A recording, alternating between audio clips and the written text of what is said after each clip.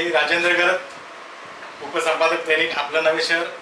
आपलं नवे शहरच्या माध्यमातून गेली सुमारे वर्षभराहून अधिक काळ नवी आणि परिसरातील विविध क्षेत्रात गाजलेल्या क्रीडा नैपुण्य दाखवणाऱ्या व्यक्तिमत्वांच्या मुलाखतीचं जे सदर सुरू आहे त्या अंतर्गत आज आपण आहोत श्री स्वामीनाथन राजगोपालन यांच्या समवेत. श्री स्वामीनाथन हे 1980-81 या काळात त्यांनी दाखवलेल्या विशेष क्रीडा नैपुण्याच्या बळावर महाराष्ट्र राज्य सरकारचा क्रीडा क्षेत्रातला सर्वात महत्त्वाचा असा राजा शिवछत्रपती पुरस्कार विजेते आहेत. तत्कालीन राज्यपाल महामहिम इद्रिस हसन लतीफ यांच्या हस्ते त्यांनी हा पुरस्कार स्वीकारलेला आहे. 1996 पासून ते नोव्हेंबरीत वास्तव्यात आहेत. सुरुवातीला ते नेरूळमध्ये राहिले, आज ते खारघर या विभागात राहत आहेत. बास्केटबॉल या खेळात त्यांचं विशेष नैपुण्य आहे. त्या खेळासाठी त्यांनी महाराष्ट्र आणि भारत येथे त्यांनी प्रतिनिधित्व केलेलं आहे. विदेशातही त्यांचं या निमित्त जाणं झालेलं आहे. सद्यस्थितीत ते कोच प्रशिक्षक या नात्याने सक्रिय आहेत. स्वामीनाथनजी, आपलं आमच्या या कार्यक्रमात हार्दिक स्वागत. नमस्कार. राजेंद्र गरत हे माझे मित्र आणि आपले नवे शहरचं उपसंपादक आज माझ्याकडे माझ्या माहिती घेण्यासाठी आले. मी त्यांचं स्वागत करतो. धन्यवाद. स्वामीनाथनजी, माझा पहिला प्रश्न तुम्हाला असा असेल, तुमचं नावच बोलकं आहे, तुम्ही महाराष्ट्रातील नाही आहात असं म्हणतील लोक, पण मी तुम्हाला तसं म्हणणार नाही. वाचको दर्शको, मला हे सांगायला आवडेल की स्वामीनाथन राजगोपालन हे नाव जरी तुम्हाला दक्षिण भारतीय वाटत असलं तरी सुमारे 147 वर्षांपूर्वी तंजावूर तामिळनाडू हे मूळ गाव असलेली ही मंडळी, यांचे पूर्वज महाराष्ट्रात आले. यांचा जन्म माटुंग्यातला आहे. त्यांच्या अनेक पिढ्या, ज्याला जन्मभूमी, कर्मभूमी, मरणभूमी सुद्धा ते नंतर तर त्यांच्या अनेक पिढ्या इथेच जन्माला आल्या, वाढल्या आणि त्यांनी या महाराष्ट्राला आपलं मानलं. महाराष्ट्राच्या या समाज जीवनात जे दुधात जशी साखर विरघळते असे ही मंडळी विरघळून गेली. या राज्याचं नाव पुढे जाण्यासाठी प्रयत्नशील राहिली. मगाशी मी सांगितल्याप्रमाणे महाराष्ट्र आणि भारतासाठी त्यांनी प्रतिनिधित्व केलेलं आहे. यातच सगळं आलं. स्वामीनाथनजी, मला माझा पहिला प्रश्न तुम्हाला असा असेल की शालेय जीवनात तुमच्या कधी लक्षात आलं की बास्केटबॉल किंवा अन्य खेळ म्हणजे क्रीडेची आवड असं म्हणेन मी, हे तुमच्यात आहे आणि याच्यात आपल्याला पुढे जाता येईल, कधी लक्षात आलं? मी तुमच्या प्रश्नाला उत्तर द्यायच्या अगोदर मी जसं तुम्ही म्हणालात की आम्ही दक्षिण भारतामधून आलो आहे वगैरे, माझं एकच म्हणणं आहे की मला शिवछत्रपती पुरस्कार महाराष्ट्र गव्हर्नमेंटने मला दिले. मला ह्याच्यात मोठा अभिमान असा आहे की आम्ही लहानपणी इतिहास शिकताना छत्रपती शिवाजी महाराज यांचा आम्हाला अभ्यास झालाय, पण तेव्हापासून आमच्यासाठी ते हिरो आहे. आणि जेव्हा मला जे शिवछत्रपती पुरस्कार विजेते म्हणून मला घोषित केलं गेलं, माझ्यासाठी याच्यापेक्षा मोठं क्षण नाही, अभिमान मला नाही मिळालाय. कारण मी अभिमानाने हे सांगतोय की जेव्हा जेव्हा माझं इंटरव्ह्यू घेतलं जातं बऱ्याच ठिकाणी की शिवछत्रपती पुरस्कार विजेते जेव्हा जेव्हा उल्लेख केला जातं तेव्हा मला कसं वाटतं की नेहमी चांगलं वाटतं, हे अभिमानाने हे वाटायचं की माझं नाव शिवछत्रपतींचं नाव माझ्या नावावर बरोबर जुडलेलं आहे. आणि महाराष्ट्र हा माझा कर्मभूमी, जन्मभूमी, कर्मभूमी आणि मरणभूमी आहे. आणि मी ऑलरेडी एक विल लिहून ठेवलं आहे की माझं कुठेही मृत्यू झालं की मला शेवटी महाराष्ट्राच्या या भूमीतच माझा अंतिम संस्कार करावा. आणि हे शाळेचं तुम्ही जसं म्हणाला की जिथे आम्ही राहत होतो आमच्या घरच्या समोर एक इंडियन जिमखाना म्हणून मोठे ग्राउंड होतं. तिकडे विभिन्न खेळ खेळलं जातं, जसं फुटबॉल, बास्केटबॉल, टेबल टेनिस वगैरे. तर मला फुटबॉल आणि बास्केटबॉलचा खूप आवड होतो. आणि माझा एज ग्रुपमध्ये मी सर्वात उंच असायचं. अच्छा. तेव्हा पण मी खूप उंच होतो. म्हणून सगळ्यांनी मला सांगितलं नाही तू उंच आहे, तू बास्केटबॉल खेळ. म्हणून तसंच माझं इंट्रोडक्शन झालं बास्केट, कारण तुला सोयीस्कर पडेल खेळायला, म्हणून माझं इंट्रोडक्शन झालं. आणि जेव्हा आम्ही खेळायला सुरुवात केली आमची त्याच्यामध्ये मला वाटलं की मी हा खेळ पुढे खेळू शकतो. चांगलं उत्तर दिलं. मला सांगा, बास्केटबॉल हा 28x15 मीटर या कोर्टमध्ये खेळला जाणारा एक इंडोर गेम आहे.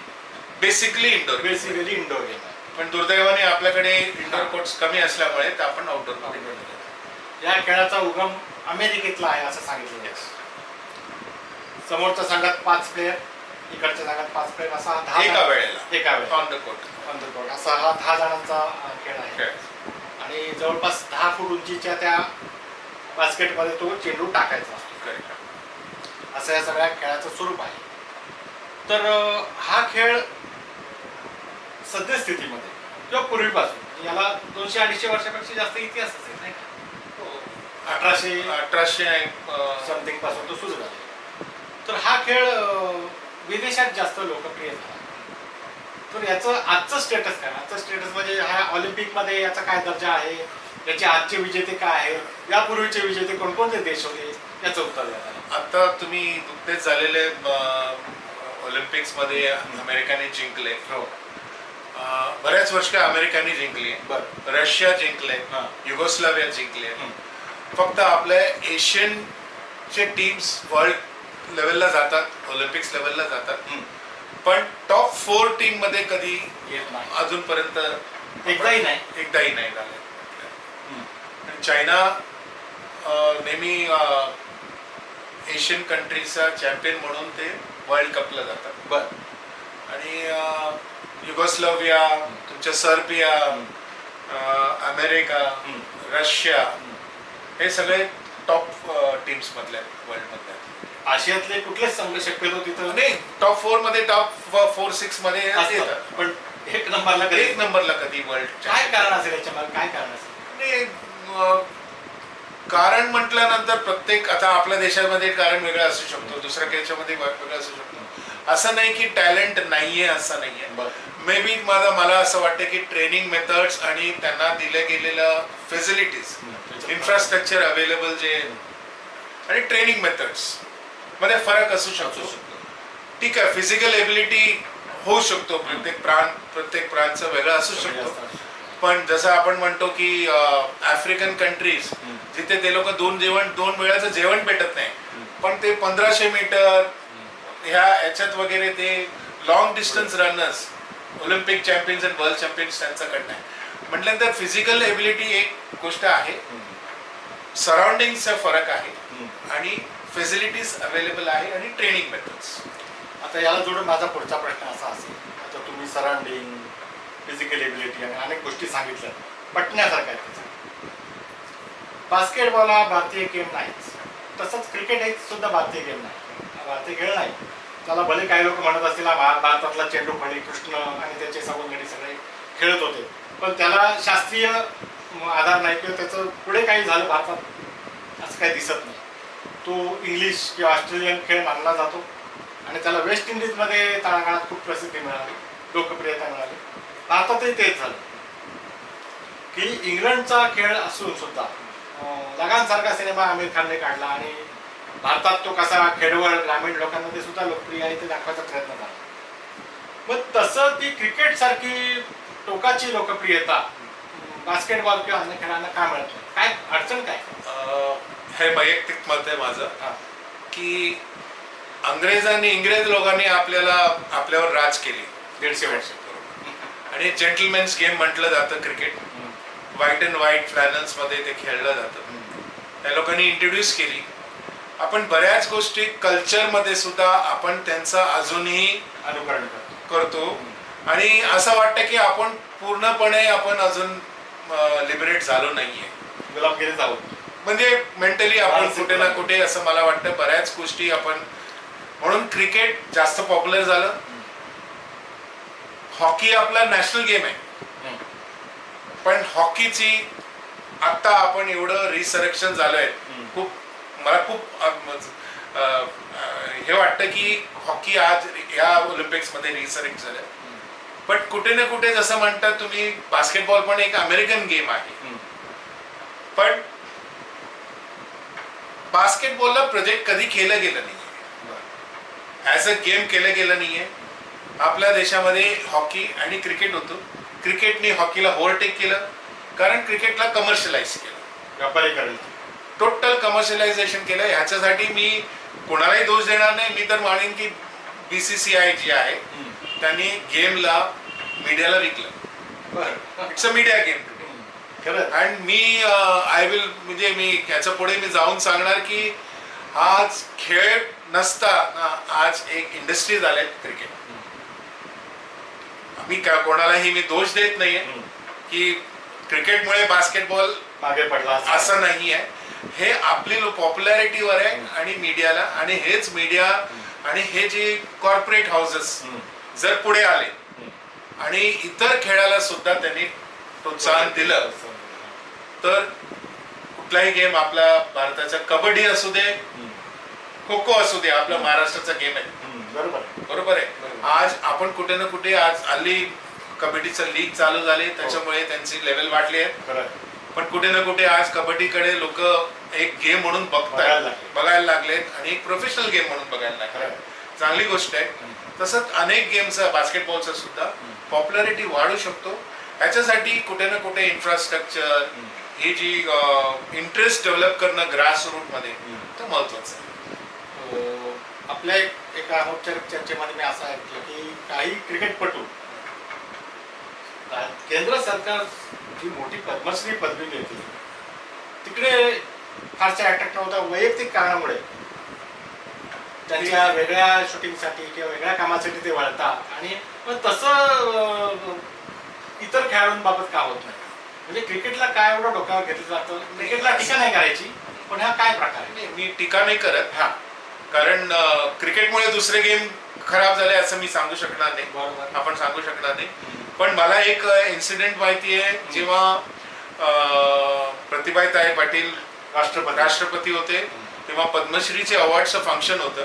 असं मी ऐकून आहे की महेंद्रसिंग धोनी आणि हरभजन सिंगला पद्मश्री देणार होते.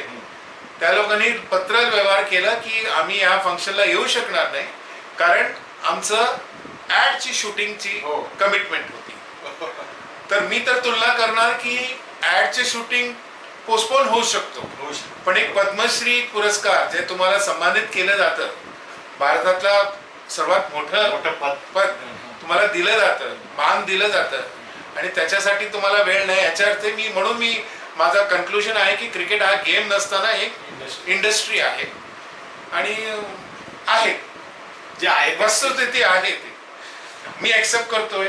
हा माझं वैयक्तिक मत आहे. आता परत आपण तुमच्या आयुष्याच्या वाटचालीकडे येऊया. मगाशी तुम्ही सांगितलं तुमचं माटुंगा परिसरात बालपण वगैरे जन्म झाला. तुमचं शालेय शिक्षण सुद्धा तिकडेच झालं त्या परिसरामध्ये. करेक्ट. विद्यापीठ स्तरावर तुम्हाला पहिली संधी कधी मिळाली आणि महाराष्ट्राच्या संघात आपली निवड कधी झाली आणि कसे अनुभव होते ते? 1978 ला मी पहिल्यांदा, मी जेव्हा फर्स्ट इयर कॉलेज कॉमर्सला होतो, BCom ला होतो, तेव्हा मी मुंबई युनिव्हर्सिटी तर्फे खेळलो. मी ऑल इंडिया वेस्ट झोन आणि ऑल इंडिया युनिव्हर्सिटी, वेस्ट झोनच्या आम्ही नेहमी चॅम्पियन्स राहिलोय. आणि 78 ते 81 मी मुंबई युनिव्हर्सिटीसाठी खेळलो आणि 2 वर्ष आम्ही रनरअप होतो ऑल इंडिया लेवलला, उपविजेते. आणि महाराष्ट्रासाठी मला पहिल्यांदा, जेव्हा मला युनिव्हर्सिटी खेळल्यानंतर ॲज अ प्रॉमिसिंग यंगस्टर म्हणून 79 ला 79 ला मला पहिल्यांदा मी महाराष्ट्रासाठी मेन टीमसाठी प्रदीर्घ काळ तसं खेळायला मिळालं. एक काळ असा होता की चांगला खेळ खेळणाऱ्यांना, क्रीडापटूंना बँका असतील, रेल्वे असतील, असे शासकीय काही प्राधिकरणात तिथं राखीव कोटा असायचा. आज स्थिती काय आहे? खेळाडूंना खरंच सरकारी नोकऱ्या सहजपणे मिळतात का? तर स्वतःला नशीबवान समजेन की मी बास्केटबॉल खेळत होतो म्हणून मला स्टेट बँक माझे जे एम्प्लॉयर होते एवढं वर्ष स्टेट बँकेने मला ऑब्झर्व केलं as a professional sportsman and as an employee. मला नोकरी भेटलं मला माझ्या स्पोर्ट्सच्या क्वालिटीजमुळे. जेव्हा बऱ्याच रेल्वेज, एक्साईज, इन्कम टॅक्स, बऱ्याच सेंट्रल गव्हर्नमेंट एस्टॅब्लिशमेंट्स, बँका खूप रिक्रुटमेंट करायचं. मी 1981ची वार्ता करतो, त्याच्यानंतर सुद्धा. पण हल्ली स्पोर्ट्स रिक्रुटमेंटची कोटा कमी आहे नॉर्मल ह्याच्या हिशोबाने रेशिओ वाईज बघितलं तर. पण रेल्वेज करतात अजूनही फ्रिक्वेंटली, वारंवार ते वर्ष करतात. आणि आता फक्त काय ते सेंट्रलाइज झालंय म्हणून त्यांना कोटा दिला जातं की बाबा एवढं प्लेयर्स तुम्ही घेऊ शकता. त्याच्यामध्ये तुम्ही वेगवेगळ्या गेम्स आहेत त्याला डिवाइड करतात. त्याच्यामुळे ती नंबर ऑफ रिक्रुटमेंट्स कमी झाली आहे. प्रत्येक गेमचे रिक्रुटमेंट्स कमी झाली आहे. ॲज अ पॉलिसी मॅटर आहे. वरून निर्णय धोरण हायर लेवल्समध्ये जे डिसिजन मेकर्स आहेत त्यांनी स्पोर्ट्स रिक्रुटमेंट करायची नाही आहे असं. पण ॲज अ स्पोर्ट्समॅन मी एवढं सांगू शकतो, जेव्हा मी बँकेसाठी रिप्रेझेंट करत होतो आम्ही महाराष्ट्रामध्ये तर टॉप 2 टीम्समध्ये होतो प्रत्येक. आणि जिथे जिथे आम्ही जातो आमच्या वेस्ट असतं त्याच्या स्टेट बँकेचा एम्ब्लेम असतो, SBI मुंबई असतं बरोबर. आणि आमचे किट बॅग्स मध्ये SBIचे एम्ब्लेम असायचे. याचा अर्थ आम्ही बँकेसाठी ॲज अ मॉडेल काम करायचं. ऑफिसमध्ये काम पण सुद्धा करायचं आणि बँकेसाठी आम्ही नॉर्मल एम्प्लॉई पेक्षा आम्ही जास्त ऍडव्हर्टाइजमेंट बँकेसाठी करायचं. नाव जिथे मीडिया कव्हरेज असायचे, टीव्हीचे कव्हरेज असायचे, तर आम्ही बँकेसाठी एक वॉकिंग टॉकिंग एक मॉडेल्स होतो. चालते बोलते. आणि पण आम्ही रेग्युलर एम्प्लॉईज होतो. आम्हाला वेगळं काही त्याच्या फेसिलिटीज असं म्हणता येणार नाही. पण आम्हाला अभिमान वाटते की आम्ही बँकेचं नाव कुठे ना कुठे आम्ही पुढे प्रमोट करायला. नॉर्मल एम्प्लॉई पेक्षा ॲज अ स्पोर्ट्समॅन मी जास्त प्रोजेक्ट केला बँकेच्या इमेज. चांगली गोष्ट आहे.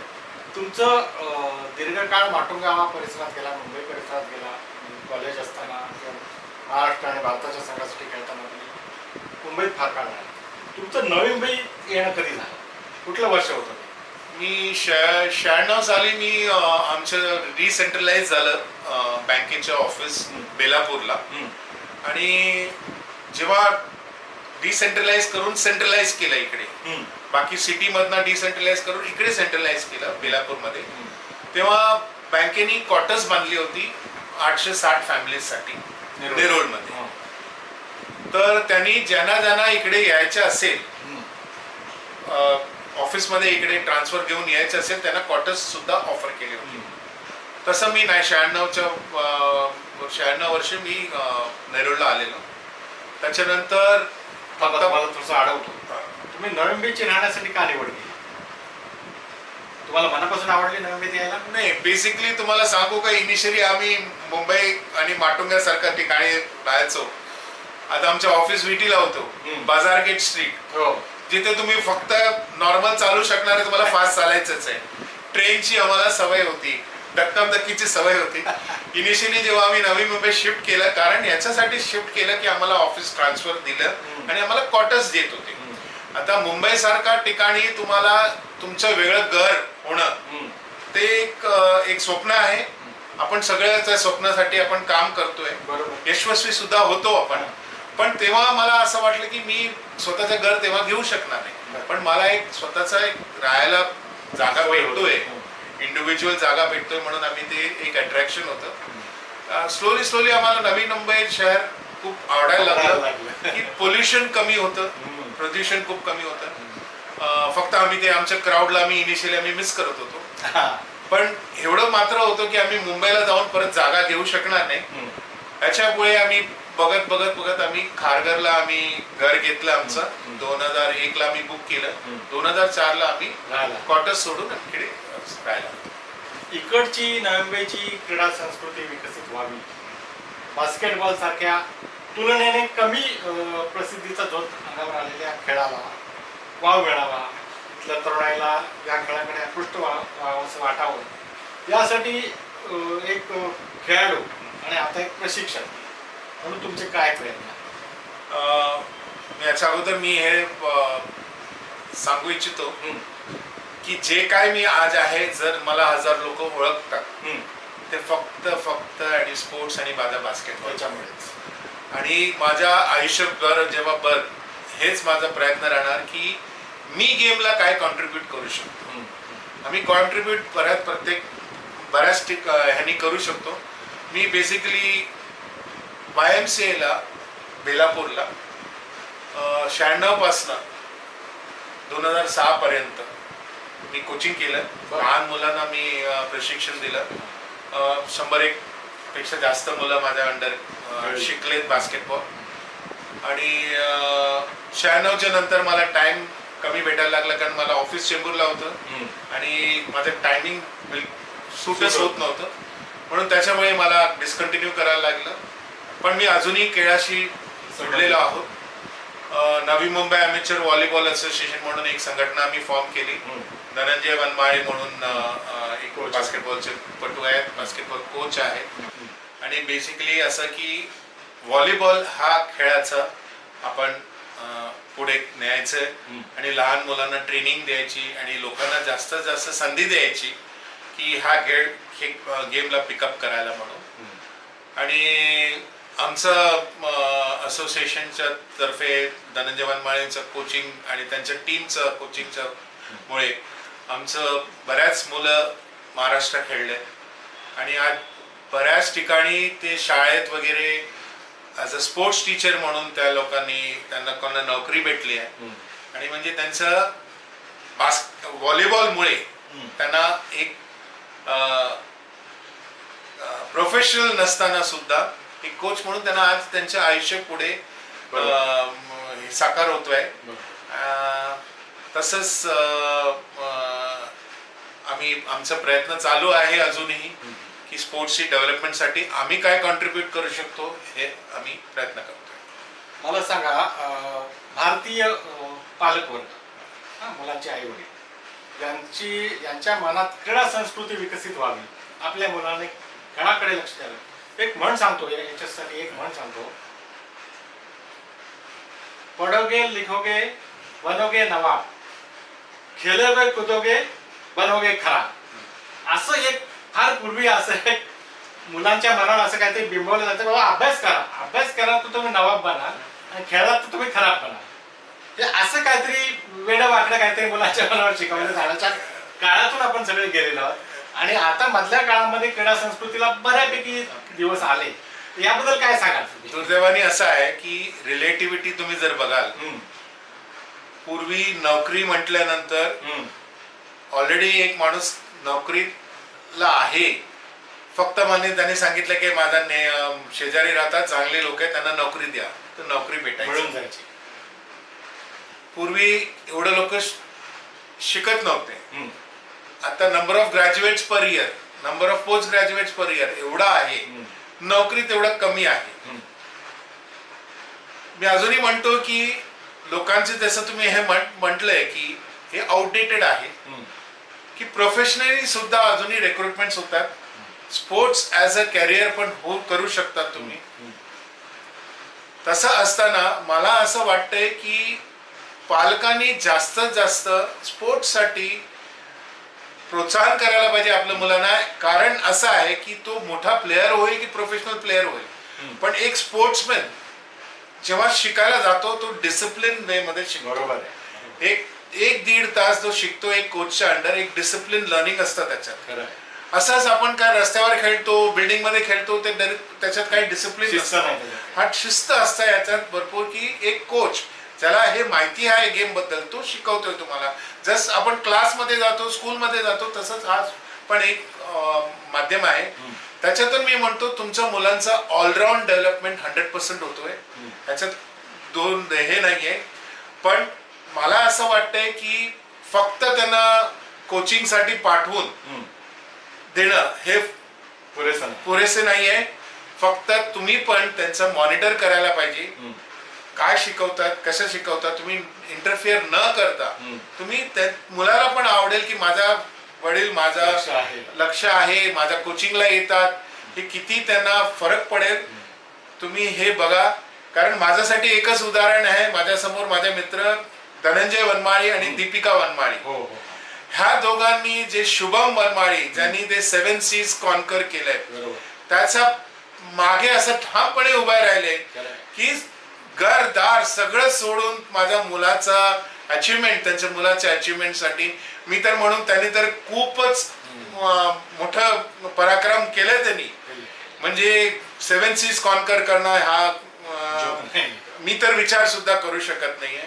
पण त्याच्याही पेक्षा त्यांचं ते आई वडील धनंजय आणि दीपिकानी जे त्याच्या मागे उभा राहून त्याची सपोर्ट, फिनान्शियल सपोर्ट म्हणा, मेंटल सपोर्ट म्हणा, मॉरल सपोर्ट म्हणा, फिजिकल सपोर्ट म्हणा, ज्यांनी केलंय, मी खरं सांगतो ह्या माझ्यासाठी सर्वात मोठं उदाहरण धनंजय वनमाळी दीपिका वनमाळी आहे की एक आयडियल पेरेंट्स जे आपल्या मुलांना जे एनकरेजमेंट करतात.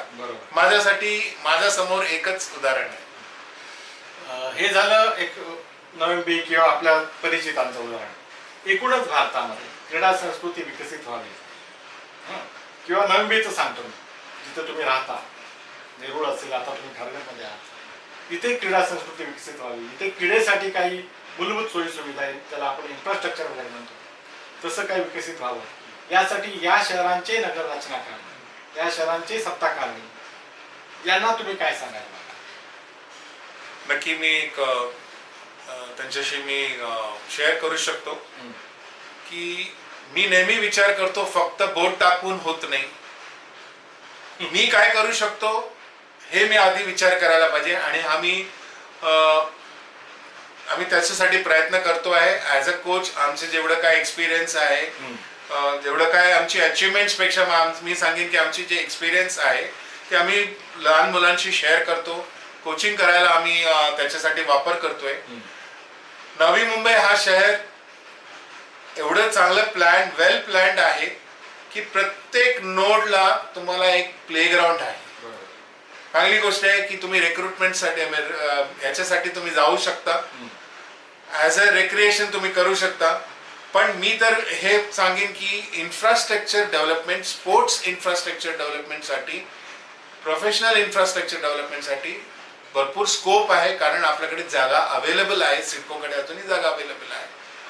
मी तर फक्त आपले जे पालकमंत्री असो, कोणी राजकारणी, कुठलाही राजकारणाचा असू दे, मी त्यांना विनंती करतोय की तुमच्या फंड्स मधनं काही तुम्ही फंड्स स्पोर्ट्ससाठी अलोकेट करा.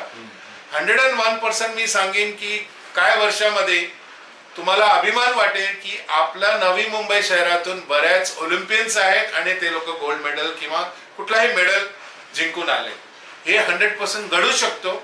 फक्त आपण कुठे ना कुठे त्याची नीव ठेवायला पाहिजे. आणि ह्याच्यासाठी माझा एक ह्या तुमच्या माध्यमातून मी माझा एक अपील आहे की बऱ्याच स्पोर्ट्स माइंडेड लोक आहेत जे मुंबईहून इकडे आज रिलोकेट झाले. त्या लोकांनी प्रोफेशनल लेवलला खेळले आहेत. त्यांची थिंकिंग कॉन्ट्रीब्युशन असं ह्या थिंकिंग त्यांचं आहे. त्यांचं तुम्ही साथ घ्या आणि तुम्ही पुढारी घेऊन मला असं वाटतं की स्पोर्ट इन्फ्रास्ट्रक्चर आणि स्पोर्ट्स डेव्हलपमेंटसाठी माझ्या हात जोडून विनंती आहे की तुम्ही याच्यासाठी कार्य करावं. आता माझा एक शेवटचा प्रश्न आपल्याला असेल की आपण स्टेट बँकेमध्ये दीर्घकाळ नोकरी केली आणि फिटनेसकडे, स्वतःकडे, तुमच्या शिष्यवर्गाकडे लक्ष देता यावं म्हणून तुम्ही 2 वर्ष आधीच, म्हणजे तुमच्या विहित काळाच्या 2 वर्ष आधीच स्वेच्छानिवृत्ती घेतली. या पुढच्या आयुष्याचं, या मिळालेल्या पुढच्या वर्षांचं नियोजन तुमचं कसं आहे आणि काय काय करायची इच्छा आहे? बेसिकली मी असं वाटलं की मी जी नोकरी करत होतो तेव्हा मला स्वतःसाठी वेळ भेटायचा नाही आणि मी स्पोर्ट्समन असून सुद्धा मी अनफिट होत राहिलो. म्हणून मी सडन एक डिसिजन घेतली की मी याच्या पुढे मला स्वतःचा फिटनेस साठी मला वेळ पाहिजे. म्हणून 2 वर्ष अगोदरच मी व्हॉलेंटरी रिटायरमेंट घेतली आणि नाहीतर मी नॉर्मल ह्या एप्रिलला मी रिटायर झालो असतो. तर मला भरपूर फायदा झाला कारण मी माझ्या स्वतःकडे, माझ्या स्वतःच्या फिटनेसकडे मी लक्ष दिलं. आणि दुर्दैवाने किंवा सुदैवाने म्हणा की हे पॅन्डेमिकमध्ये आम्हाला कुठे जायला भेटलं नाही आणि नोकरी पण आम्ही सोडलं होतं. म्हणून त्या वेळ आम्ही व्यवस्थित वापरून आपली फिटनेसचा कडे आपण लक्ष दिलं. आज आम्ही स्पोर्ट्ससाठी आम्हाला वेळ भेटतोय. आम्ही प्रयत्न करतोय की कुठे ना कुठे पण असेल कोणालाही वाटलं की आमचं एक्सपिरियन्स वापरून खेळासाठी यूज करू शकतात, आम्ही तयार आहोत आणि त्याच्यासाठी आम्ही ओपन आहे. आणि फक्त आम्हाला माहिती पाहिजे की तुम्हाला समोरच्या व्यक्तीला इंटरेस्ट आहे की त्यांचा इन्स्टिट्यूशन त्यांचा ऑर्गनायझेशन इंटरेस्टेड आहे की स्पोर्ट्स डेव्हलपमेंटसाठी. आम्ही नेहमी अवेलेबल आहोत. स्वामीनाथनजी, आपण मी विचारलेल्या सगळ्या प्रश्नांची चांगली उत्तरं दिलीच, पण क्रीडा क्षेत्राप्रती आपली जी काही आपुलकी आहे, आपला जो लगाव आहे, आपलं खेळण्याबद्दलचं जे आकर्षण आहे आणि त्याच्यातून तुम्हाला हे क्षेत्र विकसित व्हावं, मुलाची आवड वाढावी यासाठी जे काही प्रयत्न करण्याची तुम्ही जी गोष्टी ठेवलेली आहे त्याबद्दल आपलं आभार आणि आपल्या पुढील सगळ्या वाटचालीसाठी आमच्या शुभेच्छा. धन्यवाद.